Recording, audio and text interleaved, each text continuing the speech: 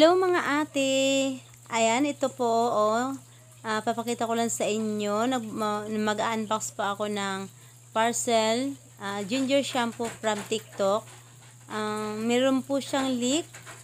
Hindi ko po alam kung saan banda, kung may basag yung container, yung bote, or yung pinaka, ano niya, yung bibig ng ano na to, yung pinupush. Pinupush na bibig ng bote.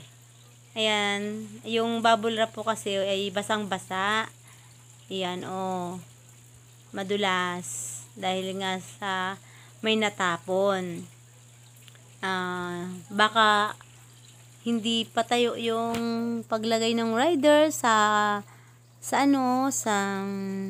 kanyang mga box sa likod ng kanyang sasakyan. Kaya ito na ganito, or hindi naman sa sira ng container. Ayan. Ayun guys, basang-basa yung bubble wrap tsaka plastic. Tsaka kita nyo yung lagayan po, alos 1/8 yata ang natapon. Sayang din naman, 'di ba? Sama pa yan sa ating babayaran. Ayan. Ayan maraming space siyang natapon. Halos 1/8.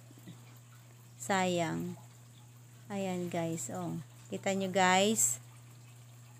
Ang dulas nung lagayan. Yan, ginger shampoo po from TikTok.